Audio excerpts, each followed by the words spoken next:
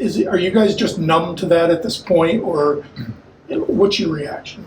I think each time we're still just feel sorry for her and just sorry for whoever gets hurt or injured. Like, it's been happening like this for a couple weeks now, and it feels like we can't really get out of this space. But we're just gonna have to continue being strong as we are on and off the court and work things out together as a team. It really comes down to how we lift each other up. Are you kind of used to it because of the Paige thing last year, and does it kind of make you guys stronger ultimately? It makes us stronger for sure. I don't know if we get used to it. You don't really get used to your teammate being down, but no, for sure, it makes us stronger and kind of an extra bit of motivation for those who can't play. You're playing for them and not only for yourself.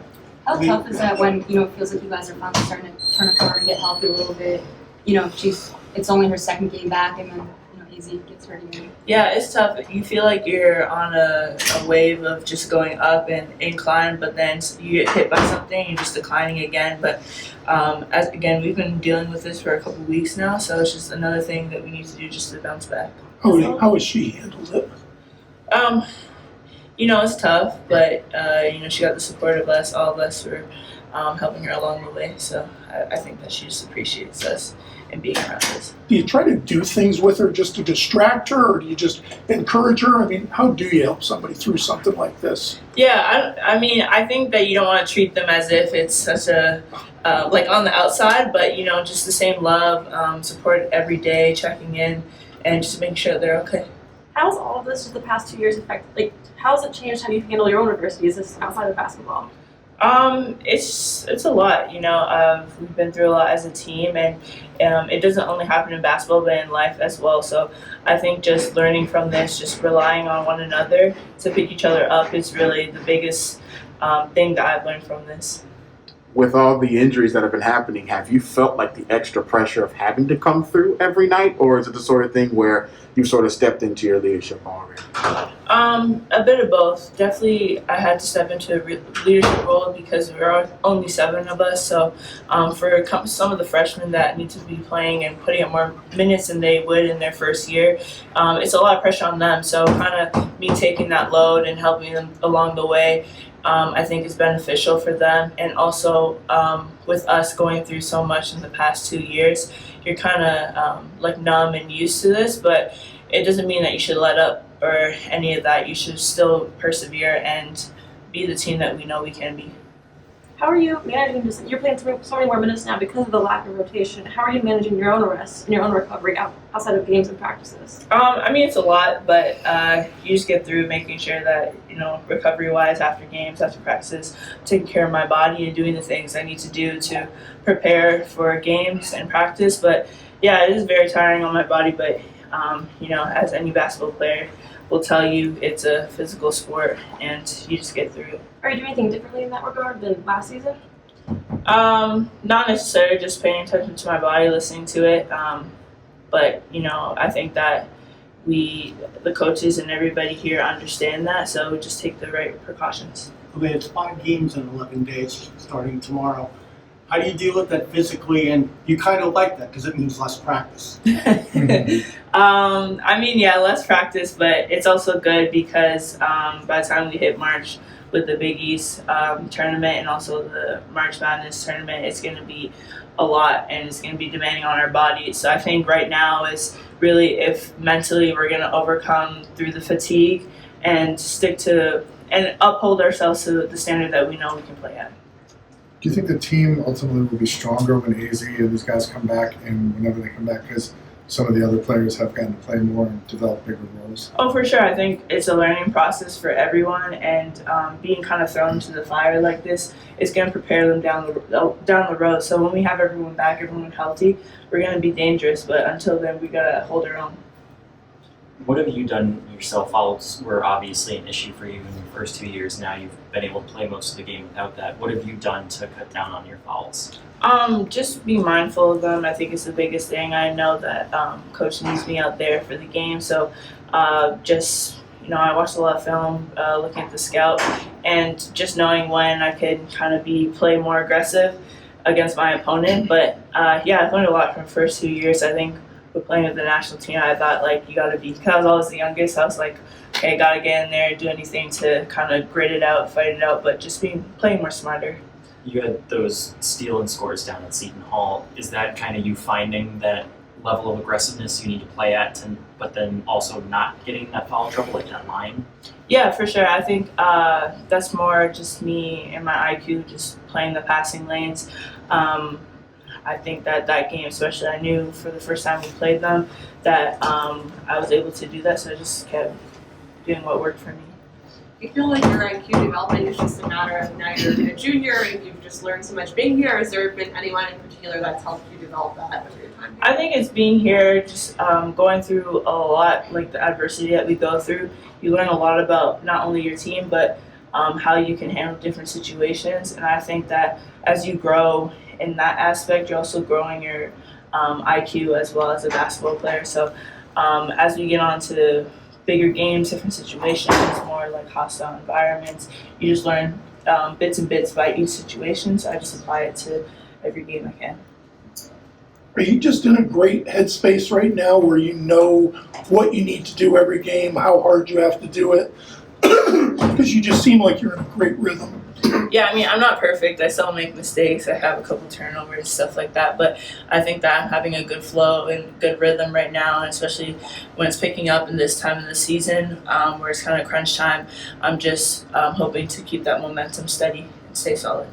Who's the better sideline coach, AZ or Paige? Oh, I'm going to say no comment because I don't want nobody coming for me. So they're both respectfully great at seeing the court and everything they do on the court, and off the court they're going to be a great use for us as well. How do you find the right energy flow that you have right now? Because if there was one thing everybody talked about your first couple of years, it was just inconsistencies here and there. You could look great sometimes and then you'd ebb and flow. But now you just seem to stay at a higher level. Is it a mental thing, or are you just way better physically? Yeah, I think just having a conversation with Coach the other day, just kind of preparing and being like a pro, and implementing that into every day I do on a daily basis. On the court, off the court, and just carrying myself that way. I think that coming into this year, I had a mindset shift of I'm going to be a leader. I'm an upperclassman now, and there's certain things that I can't necessarily get away with if I was a freshman than I am right now. So I think just my mindset has changed, and just taking more accountability and more selfish in my development. What does being like a pro or those elements of your preparation look like? Consistency starts with that. You look at the grades, and one of the things is they have routines, and they're consistent in everything they do. So I just try to stick to that every day, and it starts in practice. Coach always be harping on it, and what you do in practice is only a glimpse of what you're gonna be doing in the game. So it starts in practice, and so I've been trying to do every day. Are you routine oriented as a person, or just becoming more so? I mean, off the court, I try to be, try to be more organized and everything. But on the court, for sure, try to get in the gym before or after, and just do the things that I can do just to get prepped for. You found you've been able to play harder for longer stretches, and when did that come in? I can do this. I can run the floor 94 feet and go back and forth 5-6 times. I think I've had a high motor since freshman year, but I think just now managing that and being able to withstand that throughout the game, me getting the steal is obviously that's great, but being able to come back and play more defense for 40, 35, 40 minutes is what really we need as a team, and my teammates need from me. So kind of maintaining my energy, and but also being that kind of explosiveness and high motor player that my teammates and my coaches need me to be. Does that leadership come naturally to you? I would say yes. I think just playing basketball throughout my years, I've just kind of been the one that people look to, which I'm grateful for. But yeah, I think it's kind of just maybe through my family, I don't know. You spoke earlier about stepping into a leadership role and how the freshmen, a couple of them are playing a lot more minutes than perhaps was expected. Mm-hmm. So for you as a leader on this team that's expected to be able to play those 35, 40 minutes, how are you supporting them? What kind of wisdom are you imparting in them? And what does that look like? I think, coming in as a freshman, you have high expectations for yourself, but it's really what you do on the court and not really about how much minutes you get on the court. But, with this kind of all the adversities and challenges that we're facing, it's kind of shifted a bit, but it's the same type of mentality. When you're on the court, you want to do whatever you can to help the team in any aspect that you can, playing to your strengths. So I just kind of tell the freshmen just to play to your strengths. I know there's a lot of pressure with everything going on, but just play basketball. You know what you can do well and you know what you can't do well. So you want to do the things that you know that you can do well more than what you can't. So How do you use the adversity that you've experienced in your own career to better support your teammates as they face adversity over there? I think it plays into experience. I've been through more stuff than some of my teammates, but it's really just helping with guidance and being in that situation before and telling them that you can get through it if you just stick to who you are as a player and just rely on your teammates.